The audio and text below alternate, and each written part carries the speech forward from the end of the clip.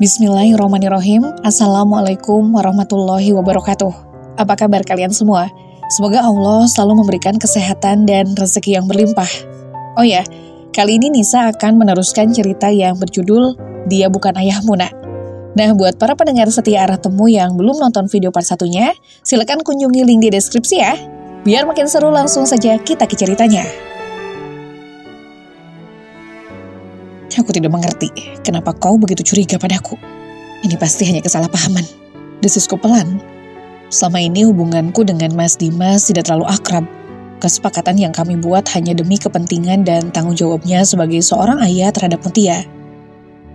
Bagiku kembalinya Mas Dimas ke dalam hidup kami berdua hanya sebatas asas pemanfaatan belaka.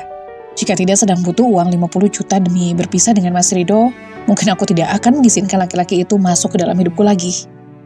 Tidak, ini bukan sesuatu hal yang terjadi tanpa sengaja. Sangga perempuan itu lagi, dia menatapku dengan sudut mata yang nyaris basah. Aku melihat sendiri betapa sendunya wajah Dimas ketika dia menatap fotomu dalam diam. Dan dia tanpa sadar mengucap namamu berulang kali, seolah sedang membayangkan dirimu ada di dalam dekapannya. Aku sedikit salah tingkah saat mendengar penjelasannya yang begitu dalam. Tapi sesaat kemudian, rasa sakit dan kecewa yang dirasakan perempuan di hadapanku sampai juga ke dalam nurani ini. Semua itu sangat menyakitkanku, Lara, ucapnya dengan begitu sendu. Perempuan di hadapanku menengadah demi menahan laju air matanya. Wajahnya digelayuti oleh emosi yang bercampur aduk. Ada kesedihan, kemarahan, juga rasa kecewa yang terlihat begitu jelas. Aku tidak percaya Dimas bisa seperti ini. Padahal jika dibandingkan dengan diriku, perempuan sepertimu sama sekali tidak layak untuk bersaing denganku. Ucapku kemudian. Wajahnya kembali mengeras dengan raut penuh keangkuhan. Aku sadar bahwa kami memang tidak layak disandingkan dalam satu garis lurus. Tapi bukan berarti perempuan ini bisa semena-mena dan memandang rendah diriku. Aku harus meluruskan kesalahpahaman ini dengan segera. Memangnya Dimas tidak pernah menceritakan masa lalunya padamu? Tanyaku pada perempuan bernama Karin itu. Tidak, karena aku tidak berminat untuk tahu tentang masa lalunya. Tidak ada gunanya untukku. Balasnya. Aku tertawa sejenak. Astaga, pantas saja kau begini. Harusnya cari tahu dulu seluk-beluk dan latar belakang laki-laki yang akan menikahimu. Sudah aku bilang kalau itu tidak penting. Seperti apapun masa lalu Dimas, aku akan menerimanya dengan lapang dada. Sahut Karin dengan sedikit ketus. Oh ya, kalau begitu sebaiknya kau tidak perlu mencurigaiku. Karena aku adalah masa lalu Dimas. Kau mantannya? Iya, lebih tepatnya mantan istri Dimas. Karin membelalakan matanya dan menatapku dengan rona tidak percaya. Sedetik kemudian, dia melepaskan napas berat dan mengulas senyum miring. Aku memang tahu bahwa Dimas pernah menikah, tapi tidak pernah menyangka bahwa kaulah istrinya, ujarnya. Makanya jangan segan untuk mencari tahu biar tidak asal curiga dan melabrak orang. Tukasku menyindirnya. Karin kembali duduk dan menggelengkan kepalanya dengan kuat. Aku tidak asal melabrak orang, kilahnya. Dia menatapku dengan tatapan yang masih terbakar oleh api kecemburuan. Aku benci melihat calon suamiku masih memikirkan perempuan lain. Jadi sebagai sesama perempuan, aku minta kesadaranmu untuk menjauh dari Dimas. Kau boleh menggoda laki-laki manapun, asalkan jangan Dimas. Dia milikku, tegas perempuan itu lagi. Untuk apa aku menggodanya? Tanyaku sambil membalas tatapan wanita itu dengan nyalang. Kau pikir aku masih menginginkannya, hah? Bisa jadi, karena dia kaya dan juga tampan. Perempuan manapun pasti akan jatuh hati dan menginginkannya.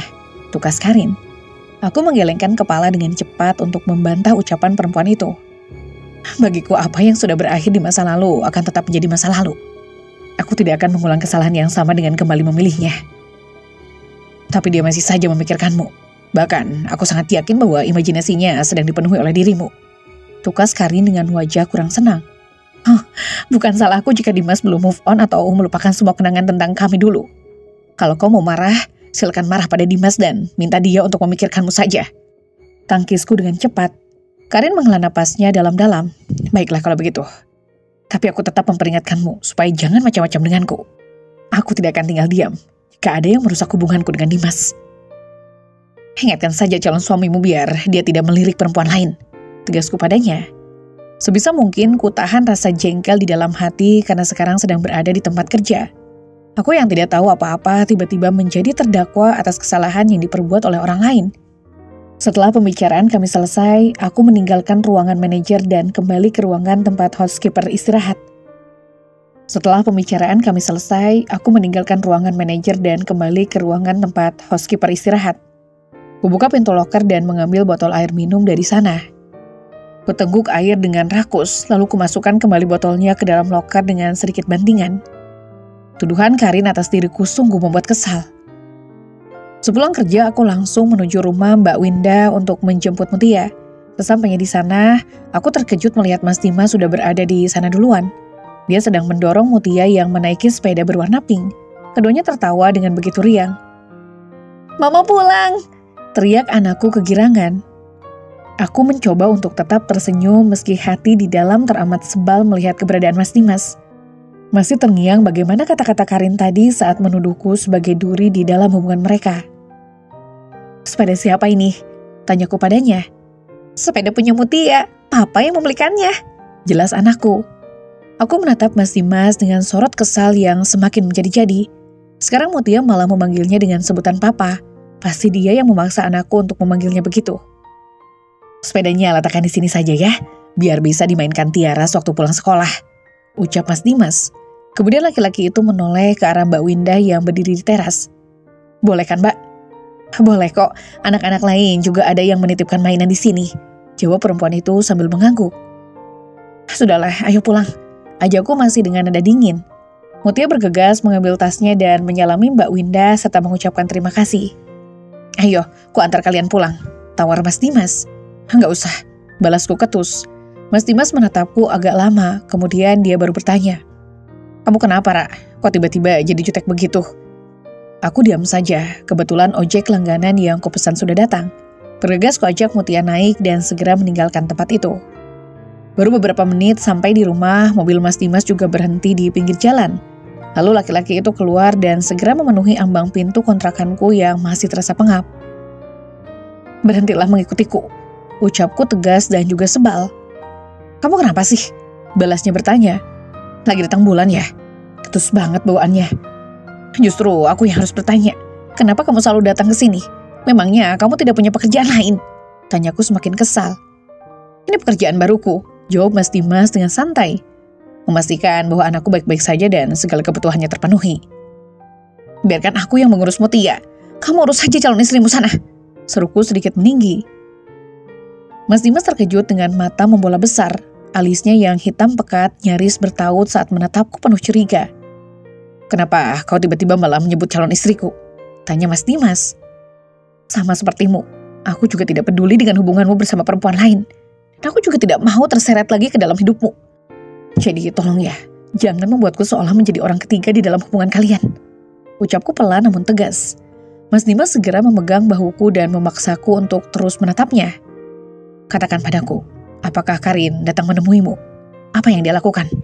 Sak Mas Dimas tak sabar. "Seharusnya aku dan kamu tidak pernah bertemu," ujarku penuh rasa sakit. Aku memejamkan mata sejenak, meredam segala sakit dan perih yang berkecamuk di dalam dada. Bayang-bayang kepedihan di masa lalu masih bisa kulihat dengan ingatan sebening kristal. Semua kepahitan itu masih menghantuiku hingga saat ini, dan aku tidak mau mengulangi kesalahan yang sama. "Tolong, jangan minta anakku memanggilmu dengan sebutan papa. Biarkan kami hidup berdua seperti yang kau lakukan 4 tahun lalu," ucapku dengan suara bergetar menahan tangis. "Hara," Mas Dimas memanggil namaku dengan lirih. "Aku memang papanya Tiara." "Benar," jawabku pelan. Aku menengadah dan menatap laki-laki itu dari jarak yang cukup dekat. Aroma tubuhnya yang pernah akrab denganku kembali tercium, membawaku kembali pada kenangan di masa lalu. Kurasakan air mata jatuh tak tertahankan, padahal aku sudah berjanji untuk tidak menangisinya. Tetapi ternyata waktu 4 tahun belum cukup untuk membuatku tegar. "Bisakah kau berhenti menghancurkan hidupku?" "Aku tidak bermaksud untuk menghancurkan hidupmu, Ra. Aku hanya ingin menjadi seorang ayah untuk anakku," ucap Mas Dimas dengan lirih. "Terlambat," balasku cepat. "Kau telah memiliki kehidupan bersama perempuan lain. Biar anakku tetap bersamaku dan kupastikan dia akan baik-baik saja. Aku tidak akan mengabaikan anakku lagi, Ra. Percuma saja kau melarangku untuk menemuinya, karena aku tidak akan menuruti perintahmu." "Jangan egois, Mas. Cukup aku saja perempuan yang kau sakiti. Jangan sampai kau melakukan hal yang sama pada Karin." "Persetan dengan Karin, anakku jauh lebih penting dari apapun." Aku dan anakku tidak mau dianggap sebagai orang ketiga yang menjadi duri di dalam hubunganmu. Kami bisa hidup tanpamu. Siapa yang menganggapmu sebagai orang ketiga? Calon istrimu. Jangan hiraukan dia. Mas Dimas menyugar rambutnya dengan wajah yang mendadak kusut. Berkali-kali dia mendesakkan napas berat demi melampiaskan kekesalan. Kau minta kompensasi atas kesalahanku di masa lalu, dan telah kuberikan. Sekarang kau malah melarangku menemui Tiara hanya gara-gara Karin. Kau benar-benar egois, Ra. Kau hanya memikirkan dirimu saja, ucap Mas Dimas kemudian. Lidahku mendadak keluh, pilihanku sejak awal memang sudah salah, dan sekarang aku menyesalinya. Sudahlah, Ra. Tidak usah membawa-bawa hubungan kita. Aku bisa mengabaikan laki-laki yang sekarang masih mengikutimu dengan sebuah pernikahan sah. Kuharap kau juga tidak terusik dengan keberadaan perempuan lain di dalam hidupku, ujar Mas Dimas. Kali ini nada suaranya sudah mulai melunak dan tidak lagi emosi. Aku menganggukkan kepala dengan pelan. Entah kenapa, aku merasa sangat sensitif hari ini. Seperti ada yang salah dengan perasaanku. Padahal biasanya aku bisa menelan segala bentuk emosi dan bersikap biasa-biasa saja. Aku akan tetap menemui Tiara dan menjadi ayah untuknya. Jika kau tidak suka melihat keberadaanku, biarkan ku bawa dia untuk tinggal bersamaku, tandas Dimas kemudian. Buru-buru aku menggelengkan kepala dan menolak keinginannya membawa Mutia. Aku bisa mati jika kau memisahkanku dengannya. Kalau begitu, kau tidak bisa melarangku untuk berada di sisinya. Aku akan datang ke sini untuk menemui dan bermain dengannya. Terserah, balasku lemah. Satu lagi, Tiara akan tetap memanggilku dengan sebutan papa, pungkas Mas Dimas. Itu salah satu hal yang paling kubenci, balasku lirih. Tidak bisakah kau melihat betapa bahagianya Tiara akhir ini, Ra? Tanya Mas Dimas dengan pelan. Matanya menatapku dengan begitu lamat. Apa kau ingin meruntuhkan kebahagiaannya secepat itu? Aku menunduk dan menggigit bibir menahan malu. Harus kuakui bahwa anakku memang jauh lebih bahagia dengan segala apa yang didapatkannya dari Mas Dimas. Mutia bahkan jauh lebih bersemangat pergi ke sekolah karena dia memiliki tas, buku, dan perlengkapan yang bagus. Setelah perdebatan sengit dan menguras emosi, akhirnya aku harus mengaku kalah dan tidak bisa berbuat apa-apa. Mas Dimas akan tetap datang menemui anaknya tanpa bisa kucegah. Dan aku harus mengesampingkan ego agar kebahagiaan Mutia yang telah terbentuk perlahan tidak runtuh dalam sekejap. Mah, lihat ini. Mutia memperlihatkan sebuah ponsel keluaran terbaru kepadaku. Aku terbelalak sejenak menatap benda mahal itu. Belum sempat melontarkan pertanyaan, anakku sudah menjelaskan siapa yang memberinya barang mahal. Kata papa, HP nggak boleh nonton video lama-lama, nanti mata cepat rusak, ucap anakku. Jangan dipamer-pamerkan ya, nanti malah dicuri orang, soalnya ini HP mahal, ucapku memperingatkan. Papa bilang kalau Mutia cuma boleh main HP ini di rumah saja, itu pun setelah selesai belajar dan bikin PR, sahut anakku. Aku mengembuskan napas lega, setidaknya Mas Dimas tidak asal memberikan barang mahal tanpa peringatan atau edukasi. Lagi pula, jika harus menungguku membelikan HP, rasanya Mutia tidak akan memiliki barang itu karena uangku tidak cukup. Memangnya Mutia sudah tahu cara memakainya? Tanyaku padanya. Anakku tertawa pelan sambil menggeleng. Belum mah, papa bilang nanti minta ajarin mama saja. Tapi kalau mau main game sudah bisa kok. Mama sepertinya juga belum bisa pakai HP kayak gini. Soalnya kan beda sama punya mama, jawabku jujur. Mas Dimas membelikan Mutia ponsel berlogo Apple Sumbing yang harganya jauh lebih mahal dibandingkan dengan HP-ku yang hanya Android biasa. Masukin juga nomor HP mama ke sini, ujar Mutia sambil menyodorkan ponsel baru miliknya padaku. Untuk apa? Tanyaku sedikit terbasa-basi. Biar nanti kalau ada apa-apa kita bisa teleponan, jelas anakku dengan antusias. Aku mengangguk setuju kemudian menambahkan nomor ponselku di sana. Selesai menginput nomor, aku tertegun melihat daftar kontak yang tertera di sana. Ada kontak dengan nama papa dan juga mama. Ternyata Mas Dimas sudah duluan menyimpan nomornya di daftar kontak ponsel anaknya. Tadi siang di tempat Tante Winda ngapain aja? Tanyaku ingin tahu. Mutia pulang sekolah dijemput papa, terus kami makan di KFC. Baru habis itu ke tempat Tante Winda dan main di sana sampai mama datang. Jawab Mutia dengan rinci. Aku menghela napas sambil memejamkan mata. Tiba-tiba saja aku merasa begitu kerdil dan tidak berguna sebagai seorang ibu. Terbayang di kepalaku bagaimana senangnya Mutia pulang sekolah dijemput pakai mobil bagus. Jadi dia tidak capek berjalan kaki lagi. Apalagi sampai diajak makan di restoran ayam goreng kesukaannya. Dan dibebaskan memilih apa yang dia mau. Sungguh sebuah kebahagiaan yang tidak mampu kuberikan sama ini. Mas Dimas benar-benar berperan sebagai sosok ayah yang sempurna untuk Mutia. Hanya satu kurangnya, dia tidak tinggal bersama kami. Itu saja. Lagi pula, Mas Dimas tidak terlalu peduli denganku. Dia hanya datang demi anaknya saja dan kami akan berbincang berbasa-basi sebentar. Saat kami sedang duduk-duduk santai sambil memainkan ponsel, tiba-tiba pintu rumah diketuk dari luar. Aku segera bangkit dan melihat siapa yang sedang bertamu. Saat mengintip dari jendela, aku melihat Mas Rido berdiri di sana. Aku malas membukakannya pintu, jadi kubiarkan saja dia berdiri di sana. Semenjak pindah kontrakan, Mas Rido hampir setiap hari datang berkunjung ke tempatku. Kalau begitu caranya, percuma saja aku pindah. Padahal niatnya ingin menjauh dari laki-laki itu. "Lara, buka pintunya!" teriak Mas Rido sambil terus menggedor-gedor. Mengganggu saja. Perutku kesal. Semakin lama dibiarkan, semakin keras pula laki-laki itu menggedor pintu. Aku jadi tidak enak hati pada tetangga kontrakan yang mungkin akan terganggu ulah Mas Rido. Akhirnya aku buka pintu dan kusambut laki-laki itu dengan wajah dibuat jutek. "Ada apa?" tanyaku tanpa basa-basi. "Anakmu sudah tidur belum?" tanyanya sambil melari ke dalam rumah. "Belum, masih jam segini juga," jawabku. Mas Rido mendecak singkat, dia tampak sedang memendam sesuatu. Kemudian ditariknya tanganku keluar, tapi aku langsung bertahan dan menolak. "Kalau begitu, ikut denganku sebentar saja," ucapnya sambil menarikku. "Nggak mau." Tolakku menepis tangannya, tapi laki-laki itu malah semakin memaksaku. "Lagian ngapain kamu maksa-maksa gini?" "Aku kangen kamu, Ra," ucap Mas Rido. Kutatap wajahnya yang sedang diliputi kegelisahan dan ingin segera menuntaskan hasrat lelakinya. Seketika aku bergidik ngeri karena tidak mau lagi melayaninya sebagai seorang suami. "Enggak, apa kamu lupa kalau aku akan segera menuntut cerai?" Balasku terus menolak. "Sekarang kamu masih istriku, Ra.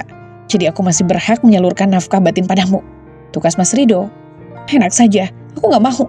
Cari saja perempuan lain sana," ucapku dengan tegas. "Aku maunya kamu," tandasnya bersikuku. "Aku tidak sudi kau sentuh," balasku sambil terus menepis tangannya. "Kenapa? Apa karena sekarang sudah ada mantan suamimu itu, hah?" bentak Mas Rido. Sebisa mungkin aku menolak keinginan Mas Rido. Seluruh rasa bakti dan cinta untuknya tidak tersisa lagi di dalam hati ini. Aku benar-benar telah mati rasa terhadapnya. "Lepaskan aku, lepaskan!" seruku sambil terus meronta-ronta di bawah paksaan Mas Rido. "Diamlah, Rara. Aku cuma ingin mengajakmu bersenang-senang malam ini," tukas Mas Rido. Saat cengkraman Mas Rido lepas dari tanganku, aku langsung melayangkan tamparan ke wajahnya. "Sudah kukatakan, aku tidak sudi kau sentuh. Bahkan aku sudah tidak menganggapmu sebagai suami," sentakku padanya. Tiba-tiba Mas Rido menjambak rambutku dan menyeretku masuk ke dalam kamar. Didorongnya tubuhku sekuat tenaga hingga terhempas membentur sudut lemari. Kurasakan nyeri menjalari bahu dan juga punggung. "Kau benar-benar membuatku marah, Lara," desis laki-laki itu dengan penuh penekanan.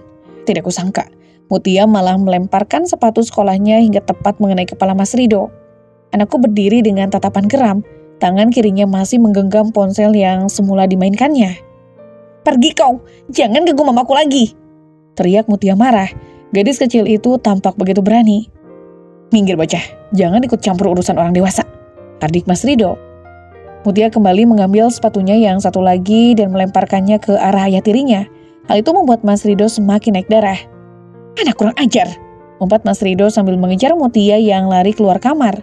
Aku berdiri dan hendak melindungi Mutia, tapi Mas Rido malah berbalik dan mendorongku kembali masuk. Laki-laki itu membanting pintu hingga tertutup dan menguncinya dari luar. Aku berusaha menggedor-gedor dan menarik gagang pintu sekuat tenaga, tapi tidak berhasil terbuka. Sementara itu Mutia berteriak nyaring dan mulai menangis. Kudengar anak itu memanggil-manggil namaku dari luar. "Mama, tolong sakit!" jeritnya menyayat hati. Aku berteriak sambil terus membuka pintu yang terasa begitu kokoh. Lalu kedengar suara pukulan demi pukulan diiringi pekik tangis anakku. Tidak lupa umpatan Mas Rido yang disertai caci maki terhadap Mutia. "Dasar anak pembawa sial, rumah tanggaku hancur gara-gara kehadiranmu," seru Mas Rido. Sakit, ampun." Mutia terus menjerit dengan nada pilu. "Lepaskan anakku, awas kalau kau menyakitinya," teriakku dengan kecemasan yang tak terbendung. Air mata bercucuran dan pikiran ini mendadak kalut. "Mama, Mama!" Jeritan itu semakin membuatku kehilangan akal. Berkali-kali kudorong pintu hingga menendangnya sekuat tenaga tapi tidak kunjung berhasil. Kucari benda apa saja yang bisa digunakan untuk menghantam pintu agar merusak kuncinya, tapi sayangnya tidak kutemukan. Sementara itu suara pukulan dan caci maki Mas Rido bersahut-sahutan dengan pekik tangisan aku. "Buka pintunya! Buka!" teriakku sambil menendang dan menarik gagang pintu sekuat tenaga. Kupanggil nama anakku dengan putus asa. "Mutia! Mutia!" Dengan pikiran yang teramat kalut, aku memukul-mukul dinding sambil berteriak sekuat-kuatnya meminta tolong. Berharap tetangga kontrakan mendengar dan segera datang ke tempat ini. "Tolong! Tolong!" teriakku sambil terus memukul-mukul tembok. Tidak lama kemudian terdengar suara ribut-ribut dari luar dan aku terus berteriak sekuat tenaga. Kemudian pintu kamar dibuka dan aku mendadak merasa lega. Di ruang tamu yang sempit itu, ada beberapa orang yang kukenal sebagai tetangga kiri dan kanan. Ternyata mereka mendengar keributan kami dan segera datang melerai Mas Rido yang sedang memukuli Mutia. Tapi sedetik kemudian jeritan histerisku menggema melihat Mutia tergeletak di lantai. Kuhampiri dan kupeluk anakku yang terbaring lemah dengan erat. Kulihat darah mengucur dari hidung Mutia dan kesadarannya menipis. "Itu akibatnya kalau kau berani melawanku," seru Mas Rido sambil berkaca pinggang. Dia dipegangi agar tidak berbuat brutal lagi. "Mutia! Mutia!" teriakku sambil menepuk-nepuk pipi anakku yang mulai pucat. "Langsung bawa ke rumah sakit saja, Mbak. Kasihan dia berdarah begitu," ucap salah seorang perempuan yang ada di antara kami. Kau coba mengangkat anakku seorang diri, tapi ternyata malah tersungkur karena tidak kuat. Akhirnya ada seorang laki-laki yang langsung mengambil alih dan mengangkat Mutia keluar rumah. Kuambil dompet dan juga ponsel milik Mutia yang tergeletak di lantai. Aku berjalan mendekati Mas Rido dan melayangkan temparan sekuat tenaga padanya. "Kau akan membayar semua ini, laki-laki biadab!" teriakku marah. "Coba dari awal kau tidak menolakku, semua ini tidak akan pernah terjadi. Salahkan dirimu sendiri," balas Mas Rido. Tidak kupedulikan lagi ocehan Mas Rido dan segera berlari keluar rumah untuk menyusul anakku. Karena tidak ada mobil yang bisa dipakai dan keadaan sangat mendesak, akhirnya tetanggaku berinisiatif membawa Mutia pakai motor saja. "Kita bawa pakai motor saja, Mbak Lara tolong pegangi anaknya," ucapan Nandar padaku. Aku langsung mengangguk setuju. Kuletakkan anakku di tengah-tengah dan kupeluk erat agar tidak terjatuh. Kami membelah jalanan dengan cepat karena sedang berburu dengan waktu. Dinginnya malam tidak kupedulikan lagi, bahkan air mataku kering tersapu angin. Kami tiba di rumah sakit dan langsung membawa Mutia ke IGD untuk mendapat perawatan. Kulihat perawat dan dokter bergerak cepat memeriksa keadaannya, sementara aku diminta mengurus administrasi. Selesai mengurus administrasi, aku kembali ke IGD dan melihat Mutia sedang ditangani. Darah di hidungnya dibersihkan dan tangannya dipasangi infus. Luka-luka di sekujur tubuhnya dibalut perban dan aja juga yang dijahit. Yang paling parah tentu saja tulang hidung Mutia yang patah akibat pukulan yang teramat keras. Mata anakku sudah terbuka tapi dia belum bisa bicara. Hanya ringkisan kesakitan yang keluar dari mulutnya. Berkali-kali aku meminta maaf karena tidak bisa melindunginya. "Kenapa bisa begini?" tanya salah seorang perawat sambil menatapku. "Dia dipukuli oleh ayah tirinya," jawaban Nandar. Aku mengangguk membenarkan. "Lapor polisi saja kalau begitu, apalagi korbannya anak kecil yang tidak berdaya," celutuk perawat itu lagi. Aku mengangguk cepat kemudian bertanya tentang bagaimana cara membuat laporan ke polisi. Soalnya aku masih awam dan tidak berpengalaman. Pihak rumah sakit mau membantuku menelepon ke Polsek untuk membuat aduan. Kemudian meminta polisi langsung turun ke lapangan. Ternyata dibantu begini urusannya jauh lebih mudah ditanggapi. Setengah jam lalu, security rumah sakit datang menemuiku bersama 2 orang polisi. Kemudian aku dimintai keterangan dan juga identitas Mas Rido. Polisi itu juga bertanya kepada dokter jaga tentang keadaan anakku. Setelah selesai, mereka berjanji akan memproses aduan ini dan segera menerbitkan surat penangkapan atas Mas Rido. Janji itu setidaknya bisa membuatku lega karena membayangkan bahwa Mas Rido harus menerima balasan perbuatannya. Jam 1 malam, Mutia dipindahkan ke ruang rawat inap. Wajahnya bengkak dan lebam kebiruan semakin terlihat jelas. Semalaman aku berjaga di samping Mutia dan tidak bisa memejamkan mata sedikit pun. Hingga pagi menjelang, aku segera menghubungi wali kelas anakku untuk meminta izin tidak ikut sekolah. Kuceritakan secara singkat bahwa Mutia dirawat di rumah sakit. Aku juga minta izin tidak bekerja kepada atasanku karena harus mengurus Mutia. Untungnya sekarang sedang weekday sehingga tamu tidak begitu banyak dan aku boleh cuti bekerja. Siangnya Mutia sudah bangun dan mulai meringis kesakitan. Dia juga tidak nyaman dengan selang infus yang menusuk punggung tangannya. "Maafkan Mama ya," bisikku sembari menahan tangis. "Mama gak bisa melindungi Mutia." Iya, balas anakku dengan terbata-bata, bibirnya bengkak dan membiru. Ku suapi Mutia bubur dengan pelan-pelan. Setelah itu, suster menyuntikkan obat melalui selang infusnya. Tidak lama kemudian, Mutia kembali tidur di bawah pengaruh obat penenang. Ponsel Mutia berdering dan kontak Mas Dimas tertera di layarnya. Awalnya ku abaikan saja panggilan itu, tapi ternyata ayah kandung anakku terus menghubungi. Akhirnya terpaksa ku jawab panggilan itu. "Kenapa Tiara tidak sekolah?" tanya Mas Dimas dari seberang. "Aku sudah menunggu dari tadi, tapi ternyata dia tidak ada." "Mutia sedang sakit," jawabku. "Sakit apa?" desaknya kemudian. "Dia dirawat di rumah sakit." Lalu tangisku pecah saat harus menceritakan kenapa anakku harus berakhir di sini. Mas Dimas menutup telepon dan berjanji akan segera menyusulku ke rumah sakit. Aku semakin terisak di samping ranjang Mutia. Sudah terbayang olehku bagaimana marahnya Mas Dimas saat melihat kondisi anaknya saat ini. Tidak lama kemudian, seperti dugaanku, Mas Dimas masuk ke dalam ruangan tempat Mutia dirawat dengan sorot mata penuh amarah. Apalagi ketika dia menatap wajah Mutia yang dipenuhi lebam. "Kurang ajar," desis laki-laki itu sambil menggertakkan rahang. "Maaf," bisikku lirih. Mas Dimas mencengkram lenganku dengan begitu kuat. "Maaf katamu? Apa kata maafmu itu bisa menyelamatkan anakku?" Aku tidak bisa berkata-kata karena dada terasa sesak oleh kepedihan. Bahkan rasa sakit akibat cengkraman Mas Dimas tidak kurasakan lagi. Semuanya kalah oleh rasa sakit di dalam dada. Lama kami terdiam dan Mas Dimas tenggelam dalam emosi dan amarahnya. Aku hanya bisa menghapus air mata yang tak kunjung berhenti mengalir. Sebagai seorang ibu, aku adalah orang yang paling hancur dan terluka melihat keadaan anakku.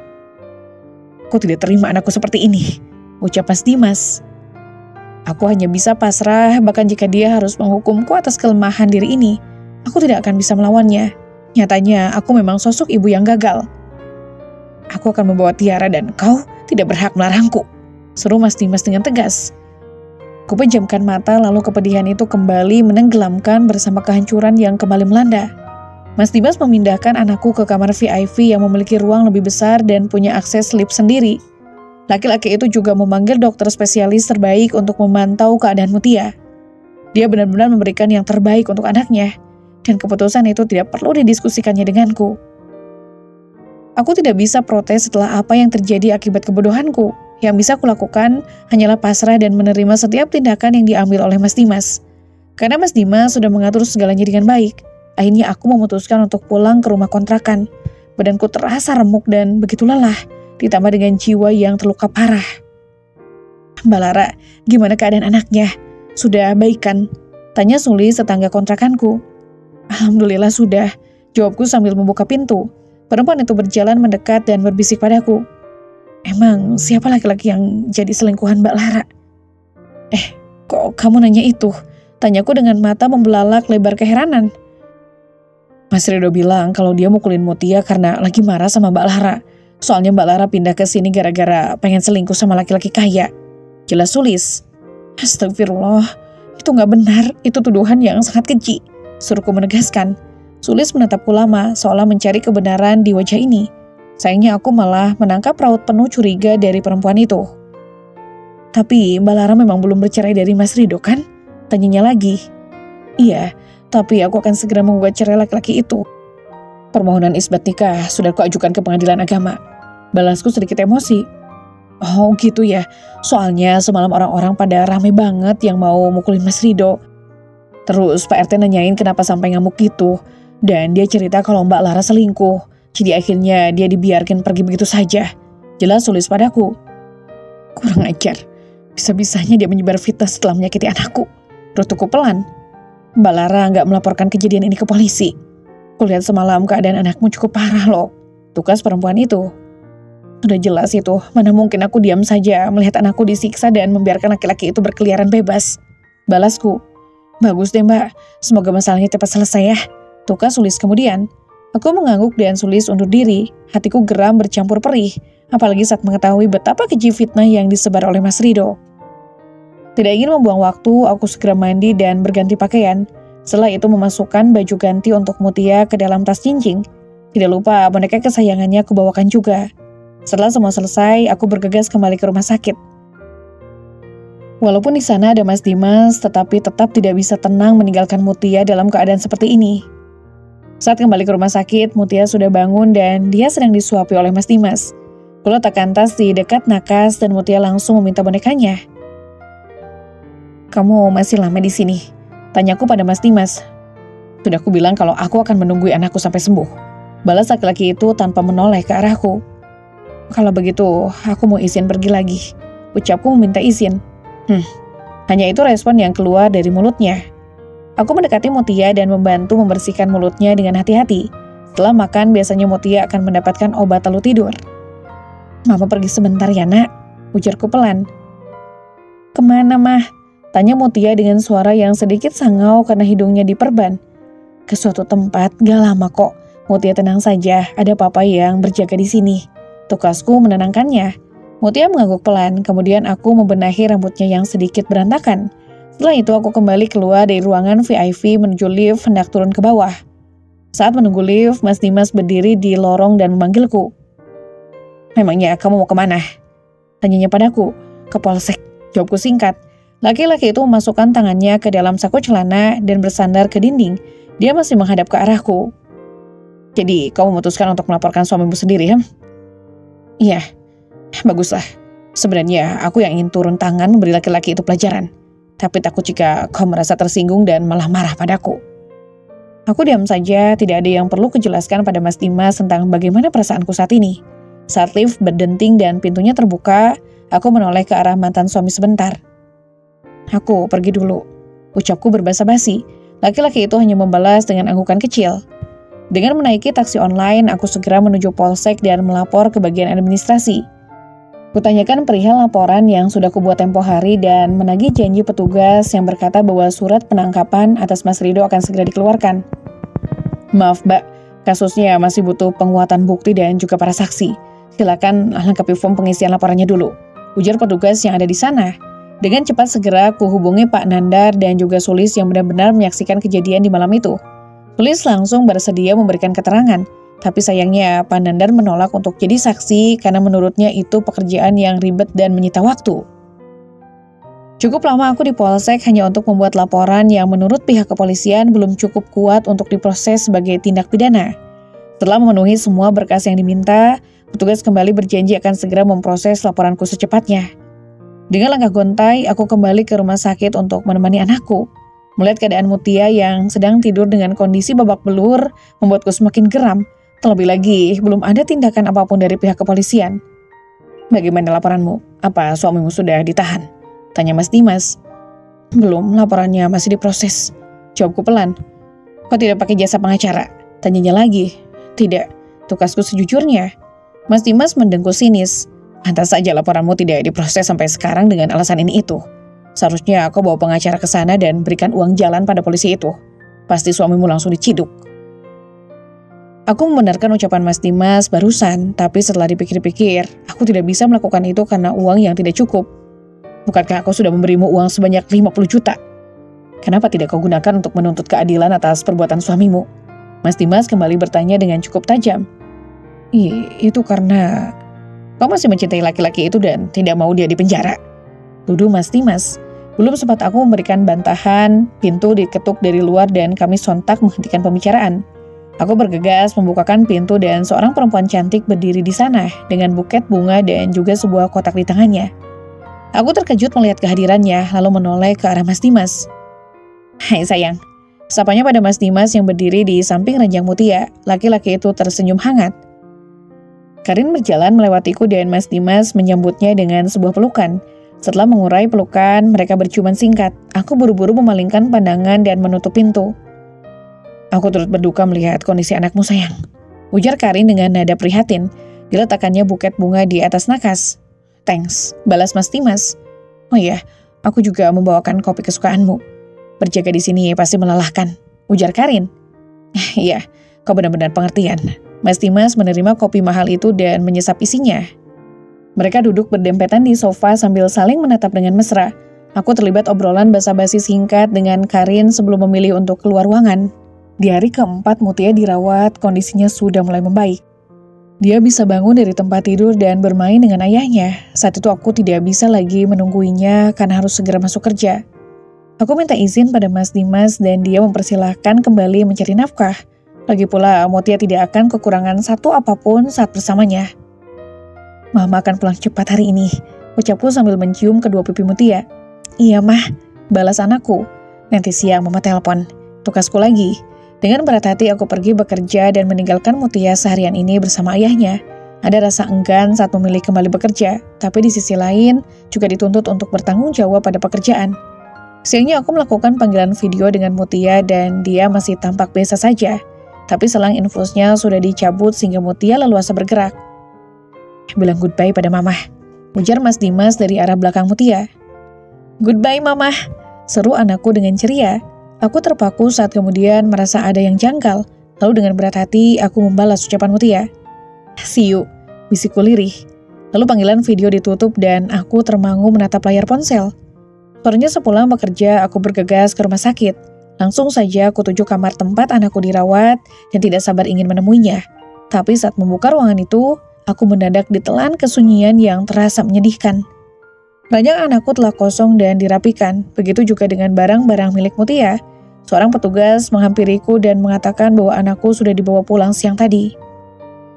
Kenapa kalian tidak memberitahuku?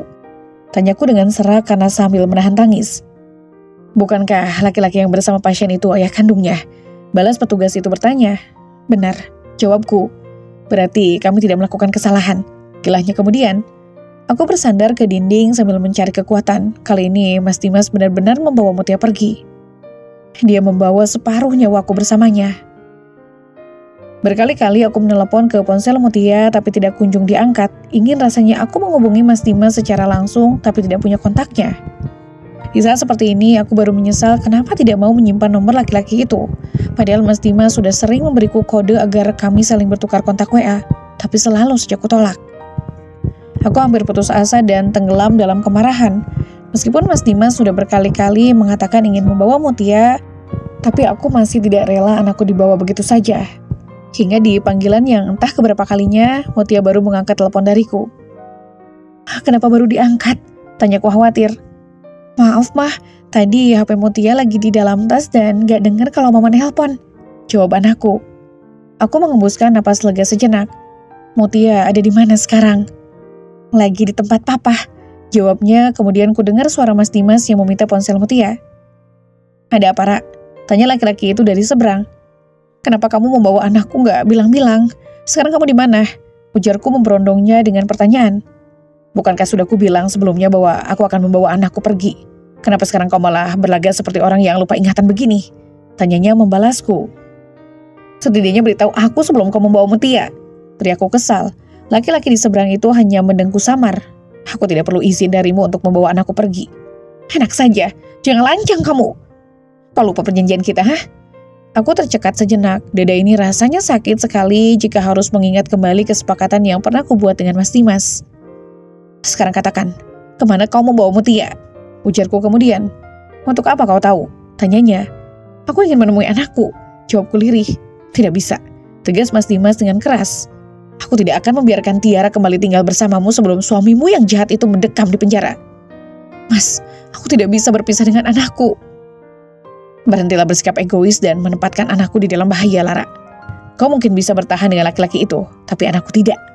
Apa kau ingin anakku berada di dalam bahaya yang mengancam nyawanya hanya demi kepentinganmu, ha? Setidaknya biarkan aku bertemu dengan Mutia.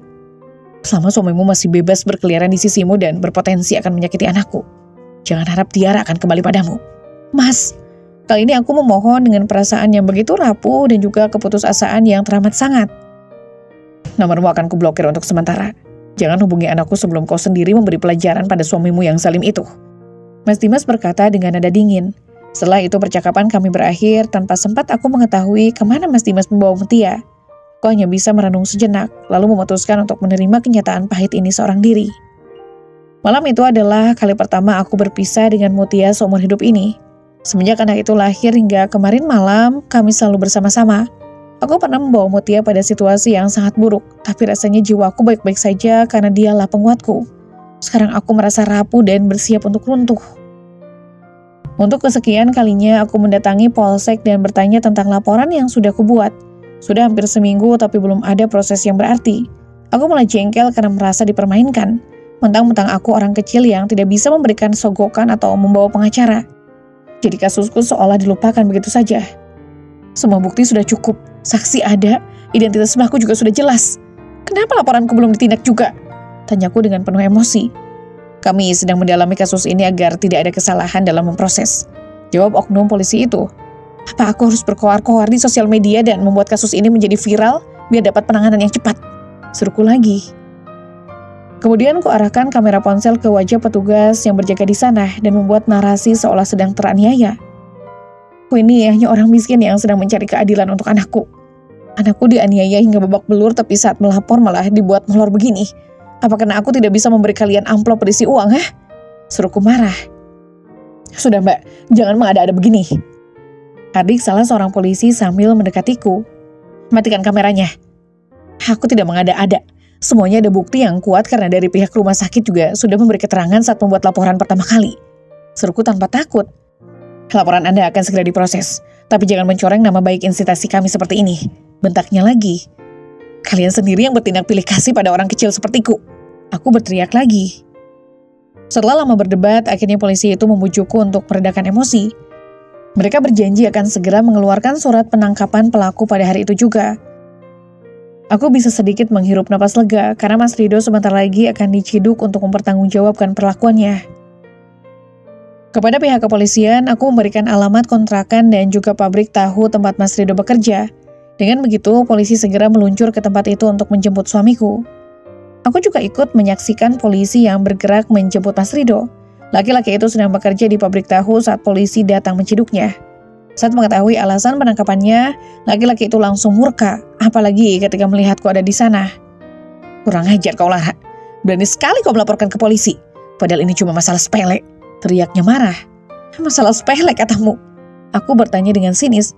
Kau membuat anakku babak belur hingga dirawat di rumah sakit. Itu yang kau sebut sepele? Semua juga gara-gara kau. Serunya lagi. Seandainya kau tidak menolakku, mungkin aku tidak akan semarah ini. Enak saja menyalahkanku. Gumamku sinis. Mas Rido mencoba untuk meronta, tapi petugas malah memasang borgol dan menggiringnya masuk ke dalam mobil. Kejadian itu disaksikan oleh orang banyak sambil berbisik-bisik. Kau benar-benar keterlaluan, Lara. Jerit Mas Rido. Sudah kukatakan bahwa kau akan menerima akibatnya jika menyakiti anakku. Kau pikir aku hanya sekedar mengancammu, hah? Tugasku lagi. Setelah itu Mas Rido dibawa ke kantor polisi untuk dimintai keterangan dan juga ditindak lebih lanjut.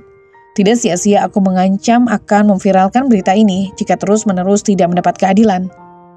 Selesai mengurus Mas Rido, aku tinggal menunggu kabar selanjutnya. Permohonan isbat nikah yang kuajukan ke pengadilan agama juga sedang menunggu panggilan sidang. Aku berharap segalanya akan berjalan dengan lancar agar status pernikahanku dengan Mas Rido benar-benar berakhir. Selepas kepergian Mutiara yang dibawa ayah kandungnya, aku berkali-kali menghubungi ponselnya tapi tidak tersambung. Mas Dimas ternyata beneran tega memblokirku dan menutup akses komunikasi di antara kami. Selain itu aku juga dibuat geram saat mengetahui bahwa Mas Dimas ternyata memindahkan sekolah Mutia ke tempat lain. Seolah-olah dia sedang menunjukkan kekuasaannya padaku. Aku kembali cuti kerja dan memutuskan untuk mendatangi kediaman orang tua Mas Dimas. Dulu aku pernah tinggal di sana sebelum akhirnya Mas Dimas mengusirku. Dengan perasaan rindu yang membuncah terhadap anakku, kuberanikan diri menekan bel di pagar rumah megah itu. Berbagai alasan telah kusiapkan di dalam kepala, sekaligus menguatkan diri jika kembali harus berhadapan dengan sosok mertua yang pernah memberikan luka. Cari siapa? Sebuah suara perempuan bertanya dari balik pagar tinggal itu. Aku mau menemui Mas Dimas, jawabku dengan keberanian yang telah terkumpul. Kemudian pintu pagar digeser dan seorang perempuan muncul dari sana. Dia adalah Ningsih, asisten rumah tangga yang dulu ikut membenci dan mengucilkanku saat tinggal di rumah ini. Aku masih ingat bagaimana sedihnya saat melihat Ningsih membuang sisa makanan ke dalam tong sampah dan mengguyur dengan air kotor agar tidak ada yang bisa kumakan. Mbak Lara, serunya sedikit kaget. Aku memaksakan sedikit senyum sambil menepis ingatan tentang perlakuan buruknya dulu. Ada perlu apa, Mbak? Kali ini Ningsih bertanya dengan cukup sopan, berbeda jauh dibandingkan dulu. Aku mau menemui Mas Dimas. Kami ada urusan penting yang harus diselesaikan. Jelasku padanya. Maaf Mbak, Den Dimas sudah nggak tinggal di sini lagi, jawab Ningsih. Aku kaget mendengar pengakuannya. Maksudmu, semenjak Mbak Lara pergi, Den Dimas juga memilih keluar dari rumah ini. Dia hanya datang sesekali untuk menemui Nyonya. Tugas Ningsih menjelaskan. Memangnya dia tinggal di mana? Tanyaku lagi. Perempuan di hadapanku menggeleng pelan. Nggak tahu mbak, bahkan nyonya juga nggak diberitahu dia tinggal di mana.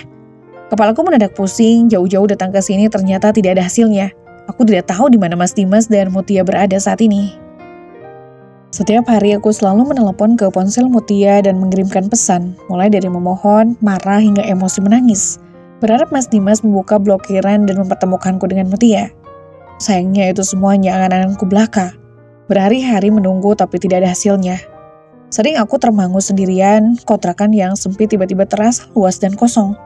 Berbagai cara aku lakukan untuk mencari tahu keberadaan Mas Dimas dan juga Mutia, tapi hasilnya nihil. Keterbatasan waktu dan juga uang membuatku pasrah dan menyerah dalam keputusasaan. Mending kamu istirahat dulu, Ra. Wajahmu pucat banget, nanti malah tumbang. Celetuk Tari rekan kerjaku. Gak apa-apa kok, aku sehat-sehat saja, jawabku. Tari mendekat dan mengambil worksheet dari tanganku. Dilihatnya status kamar yang tertera di sana sambil menggelengkan kepala. Hari ini, di lantai kita hanya ada 4 kamar yang occupied. Tapi kenapa kamu sibuknya minta ampun? Aku memilih duduk di kursi panjang yang ada di depan loker sambil mendengarkan omelan Tari. Sudah sejak semalam aku merasa kepala pusing, tapi menolak jika disuruh istirahat. Kuminum saja paracetamol sebagai obat untuk meredakan rasa sakit. Kulihat lagi pesan-pesan ke kontak Mutia yang masih belum terkirim. Hatiku kembali nyeri. Kamu ada masalah? Tanya Tari yang kini duduk di sampingku. Nggak ada, jawabku pelan. Aku menghargai perhatiannya, tapi tidak ingin membagi masalah yang saat ini kuhadapi dengan siapapun. Biarlah aku hadapi semuanya seorang diri.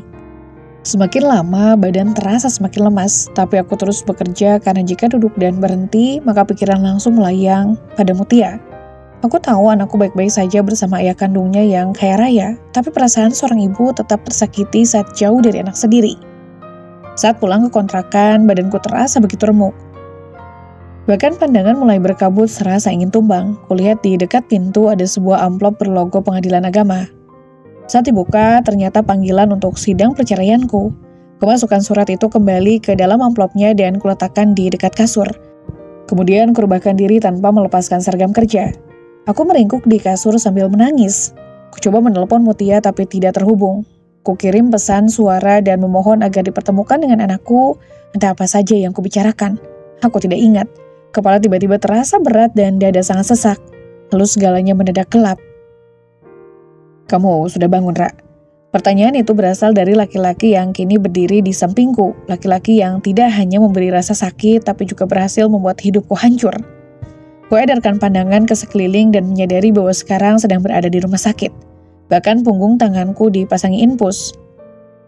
Nggak usah duduk, tiduran saja. Tangan Mas Dimas menahan bahuku saat aku hendak bangun. Mana anakku? Tanyaku dengan nada serak. Dia lagi dalam perjalanan ke sini, mungkin sebentar lagi tiba. Jawabnya.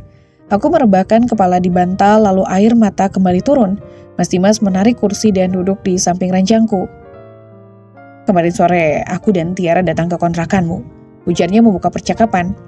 Saat sampai di sana, kami menemukanmu sedang menggigil sambil terus mengigau. Badanmu panas sekali dan kau putuskan membawamu ke sini. Aku ingat kemarin saat pulang kerja dalam keadaan begitu lelah, aku menelpon dan mengirimkan pesan suara ke ponsel Mutia. Tapi ingatanku hanya sampai di situ saja. Dokter bilang kamu sakit tipes, tutur Mas Dimas lagi.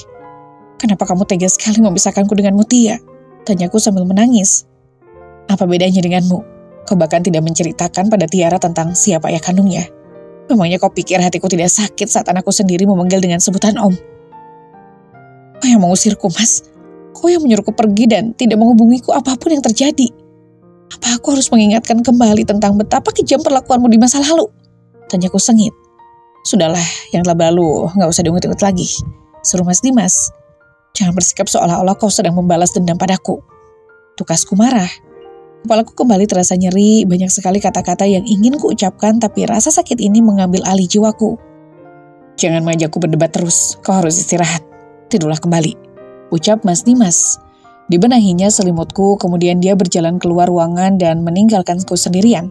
Aku memejamkan mata dan merasapi seluruh rasa sakit yang kini membebani perasaan. Tidak beberapa lama kemudian, Mas Dimas kembali masuk bersama Mutia. Anakku itu langsung berlari dan menghambur memelukku. Mama kenapa? Tanyanya dengan mata berlinang. Tidak kenapa-napa, cuma sakit sedikit saja, jawabku pelan. Kucium wajah Mutia dengan penuh kerinduan. Lebam dan memar bekas pukulan Mas Rido di wajahnya sudah mulai memudar. Hanya saja hidungnya masih bengkak dan dilapisi perban tipis. Setidaknya aku lega melihat keadaan anakku yang mulai membaik.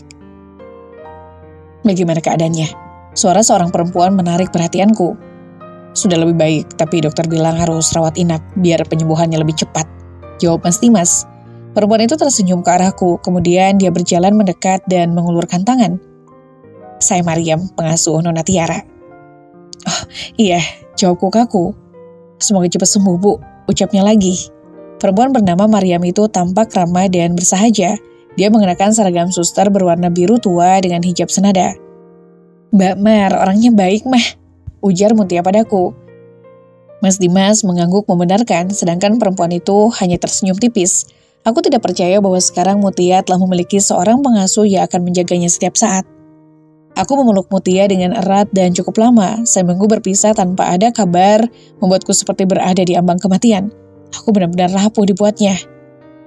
Mama, cepat sembuh ya, bisik Mutia.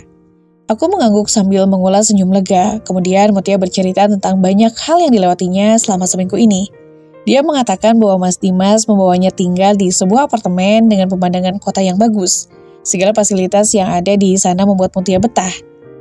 Mama harus melihat rumah papa, bagus banget mah, tukas anakku dengan semangat.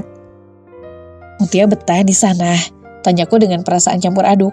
Iya mah, Muti punya kamar sendiri dan papa baru saja membelikan tempat tidur dan lemari warna pink. Saut anakku, hatiku kembali diperas rasa pedih. Kemudian Mas Dimas mengatakan bahwa dia telah mendaftarkan Mutia ke sekolah berstandar internasional. Pengasuh dan supir sudah disewanya khusus untuk Mutia. Tapi anakku akan mulai bersekolah setelah dia dinyatakan benar-benar sembuh oleh dokter. Aku hanya bisa mengulas senyum pahit saat mendengar semua itu. Tidak ada yang bisa kubantah atau kutenteng sedikit pun. Karena Mas Dimas memang memiliki segalanya untuk anakku. Dan Mutia sendiri tampak begitu menikmati kehidupan barunya. Saat ini kusadari bahwa kekalahan memang sudah menjadi milikku sejak awal. Sorenya Mas Dimas pamit ingin pulang. Begitu juga dengan Mutia yang saat ini tinggal bersama ayah kandungnya. Tinggal aku sendirian di ruangan bernuansa pucat ini. Jika nanti ada perlu, aku bisa meminta bantuan suster. Ketika malam menjelang, aku tidak bisa memejamkan mata sedikit pun. Otak di kepala sibuk memikirkan banyak hal, terutama tentang Mutia. Suster datang memantau keadaan dan melihat apakah infus yang kugunakan masih banyak atau tinggal sedikit. Awalnya aku minta lampu ruangan dimatikan semuanya, tapi suster menolak karena takut jika nanti ada apa-apa, apalagi tidak ada yang menemaniku. Akhirnya malam itu aku melamun sendirian sambil menatap langit-langit kamar. Sepertinya obat tidak terlalu berpengaruh hingga membuatku tidur. Ketika mendengar derap langkah kaki mendekat dan pintu dibuka, aku buru-buru memejamkan mata. Kemudian ku dengar suara kursi digeser dan aroma parfum maskulin yang familiar menyapa hidungku. Maafkan aku, Ra, cepatlah sembuh. Suara Mas Dimas berbisik dengan begitu jelas. Aku masih memejamkan mata dan pura-pura tidur. Mas Dimas mengelus kepalaku dengan lembut dan juga hangat, kemudian menggenggam tanganku cukup lama, sedangkan aku mengatur napas dan menetralkan jantung yang berdegup tidak karuan. Menit berikutnya, aku ingin berteriak saat hangat napasnya menyapu wajahku dalam jarak dekat. Lalu sebuah ciuman singgah dan aku tidak bisa menahan diri lagi. Aku membuka mata dan kami saling menatap. Kenapa dia bersikap begitu padaku?